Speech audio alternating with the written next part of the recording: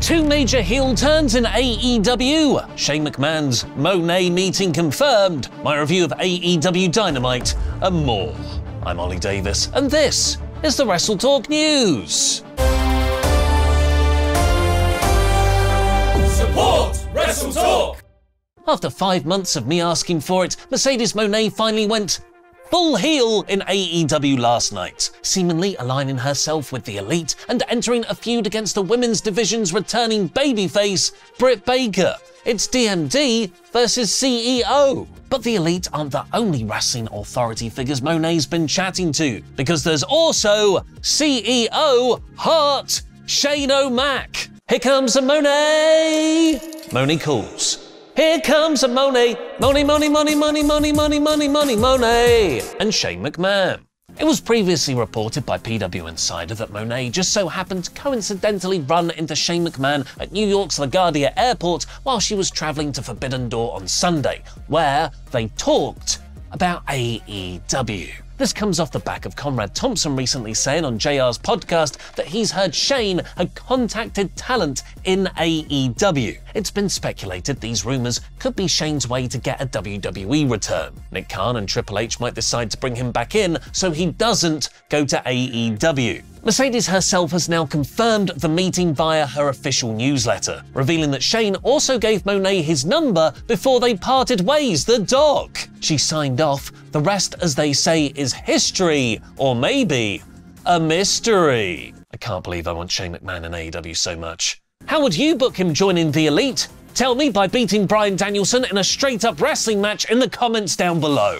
Talking of McMahon's in wrestling, Vince is still bad for it. Dijak was shockingly released by WWE last week after getting called up from a successful NXT run to do absolutely nothing. But sometimes a complete lack of creative plans is better than Vince booking you in retribution. In a recent interview with Pro Wrestling Bits, Dijak recalled the most memorable, terrible idea during his stint as T-Bar was, this was a Vince idea. Vince wanted Mia Yim to pretend she was having a seizure.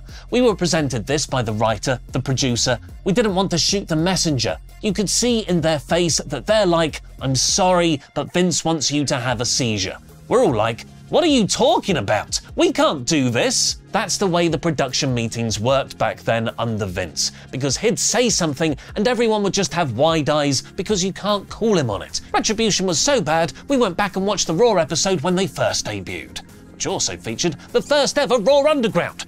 Dijak and Shane McMahon in the same episode. It's the Raw where WWE lost their mind. Here's a clip. Oh, look at this. This is big old powerbomb. That is Triangle. fun. Oh, and then look. Oh, and then immediately. And then it just got dorky. Swerve Strickland! What's going on here? Why are there sexy ladies? Why are there sexy ladies? Why are there sexy ladies? It's bad acting as well. Oh no, the strippers! Hey!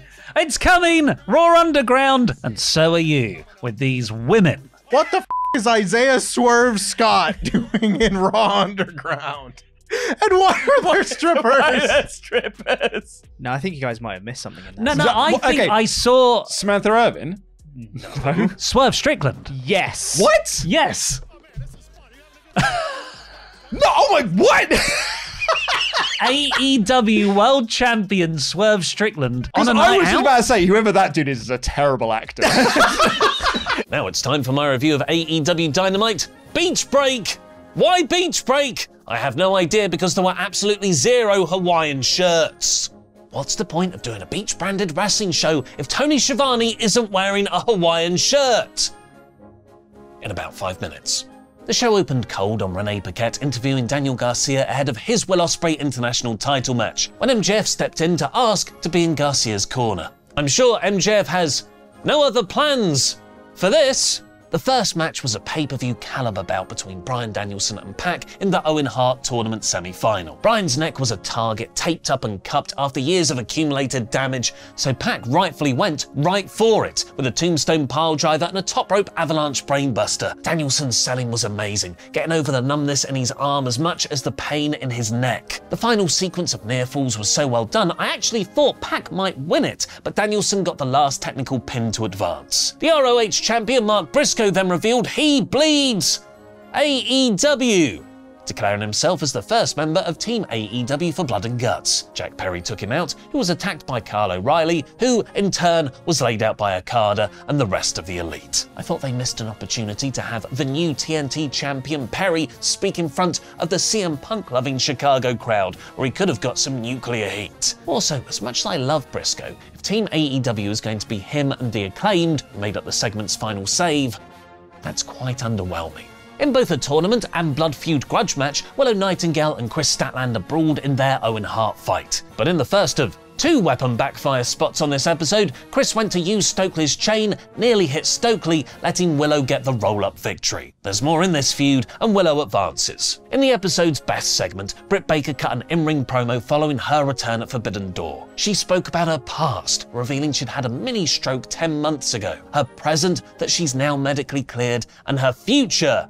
She's coming for Mercedes Moné, which is when her big comeback segment was interrupted on the Tron by Mercedes arriving backstage, where she's greeted by the Bucks telling her her championship celebration is ready as balloons start to get set up around Baker in the ring. Meaning, after almost 5 months, we finally got heel Sasha Banks. Her promo style, her facials, her character, it was all far more suited to Moné's talents.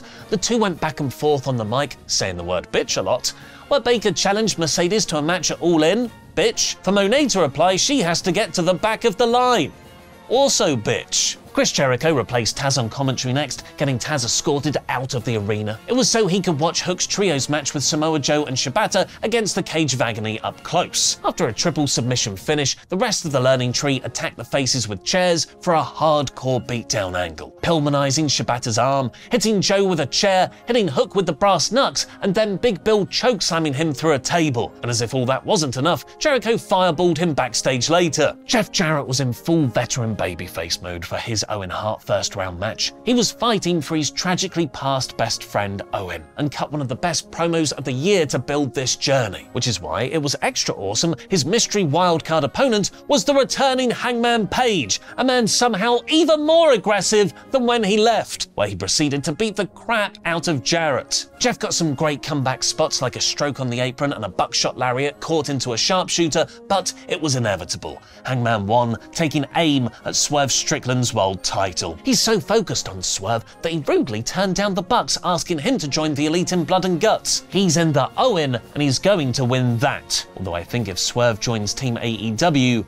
Hangman will reconsider. The main event was the neatly built-up Ospreay vs Garcia match for the international title. Shortly before, during a backstage interview, Ospreay had left the Don Callis family, telling Don he just doesn't have it in him anymore. Don said he's proud of him, but then hugged Will in that soap opera evil intentions face behind your back way. It was well performed, but I feel like this was a waste of what could have been a much bigger deal. See Paul Heyman on last Friday's SmackDown. The actual match was awesome, starting off technical and then going to Ospreay's spectacular moveset, getting caught in various submissions from Garcia. MJF slid Garcia the diamond ring, but Daniel couldn't bring himself to use it, a momentary lapse of concentration that let Will hit the hidden blade to retain. Ospreay consoled a crying Garcia in the corner afterwards and then left. MJF did the same, blaming himself for passing him the ring, to then kick him in the balls.